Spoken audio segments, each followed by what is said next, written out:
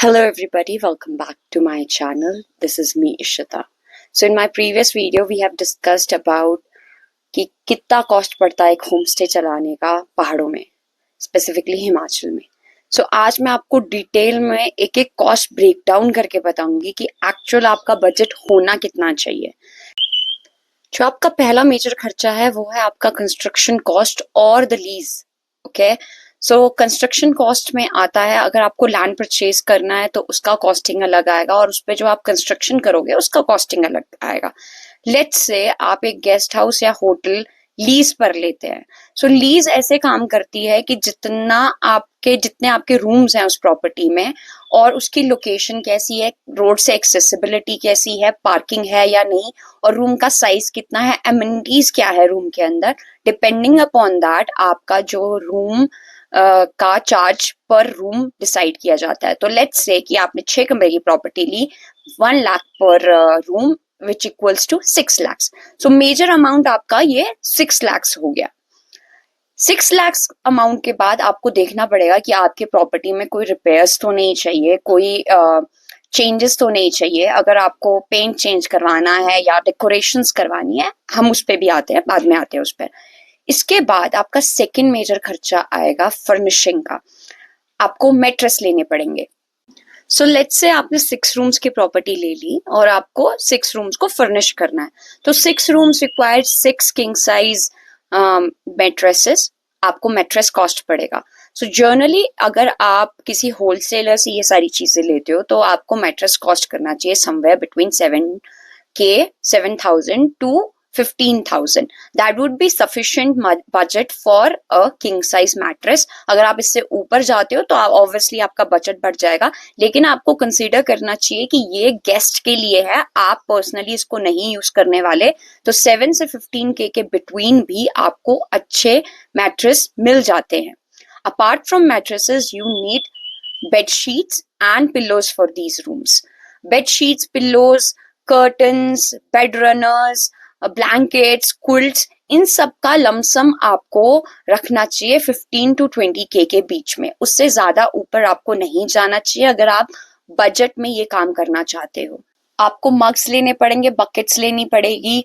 On an average अगर आपको bucket 250 की मिल रही है या 200 से 250 की मिल रही है तो 6 रूम्स के लिए 6 बकेट्स चाहिए, मग्स चाहिए, स्टूल्स चाहिए, आपको सोप्स चाहिए.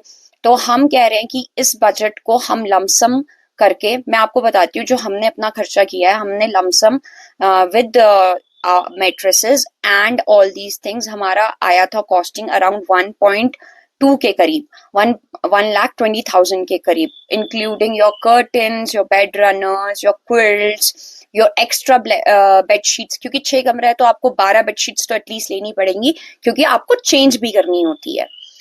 फिर इसके बाद आपको जब हम किचन पे मूव करते हैं तो अब यहाँ पे आप थोड़ा कॉस्ट कटिंग कर सकते हो डिपेंडिंग अपॉन आप किस तरह का सामान लेना चाहते हो. देखिए मेजर एक्सपेंस आता है आपका फ्रिज का, मिक्सर का, सैंडविच मेकर और ये सब चीजें जो इलेक्ट्रॉनिक्स हैं. अपार्ट फ्रॉम दैट आपको कुकवेयर लेना पड़ेगा. तो मैं कहती हूँ कि आप फ्रिज अगर आप सेकेंड हैंड भी लेते हो या छोटा फ्रिज भी लेते हो इनिशियली, तो मैं कहती हूँ कि आपको एलोकेट करना चाहिए डिनरवेयर, कुकवेयर. आपको एक कमर्शियल सिलेंडर लेना पड़ेगा, स्टोव लेना पड़ेगा. कमर्शियल सिलेंडर ही 4,000 का आता है. तो लमसम आपको इसके लिए एलोकेट करना चाहिए 30,000. आप 30,000 से 40 जा सकते हैं, 30 से 25 आ सकता है, बट उससे ऊपर मत जाइए क्योंकि आप ही को दिक्कत आएगी. फिर हम मूव करते हैं आपकी इलेक्ट्रॉनिक्स पे. जैसे साइन बोर्ड्स बनेंगे आपके आपके आपने लाइट्स चेंज करनी है, एलईडी स्ट्रिप्स लगानी है.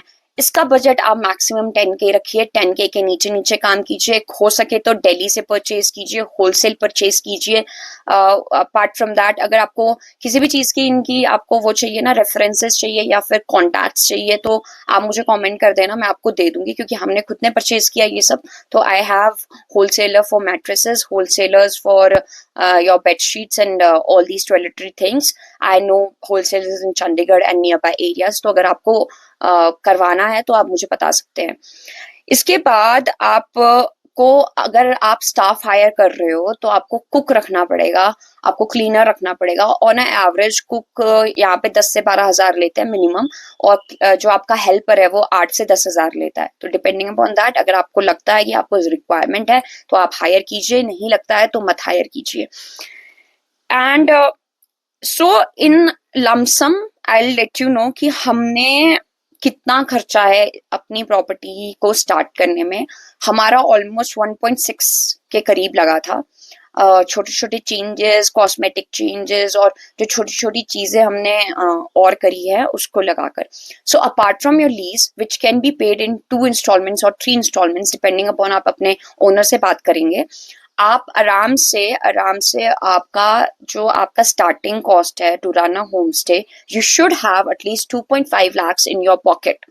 If you have somebody who's willing to spend that money with you or be a partner in with you, a silent partner with you, well and good. नहीं है तो at least minimum से minimum आपको 2.5 lakhs तो चाहिए to furnish that place, to run that place smoothly, क्योंकि groceries लगेंगी, लोगों को पे करना पड़ेगा, फर्निश करना पड़ेगा, और बहुत सारी ना छोटी छोटी चीजें होती हैं जो एडअप करती है। जैसे पेंट की कॉस्ट एडअप करेगी, जो लोग आपके साथ काम करेंगे, लाइक अगर आपने किसी को मतलब डेली वेज पे रखा है, दिहाड़ी जिसको हम बोलते हैं, उस पे रखा है, तो उसका आपको कॉस्टिंग पड़ेगी।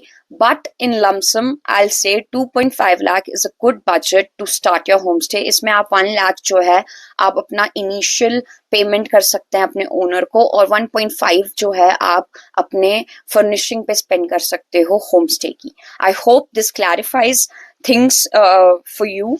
एंड अगर अभी भी कोई डाउट है किसी को तो do let me know, I will share details of all the wholesalers which I know of, and they will provide you good rates. Thank you so very much for watching. Bye guys.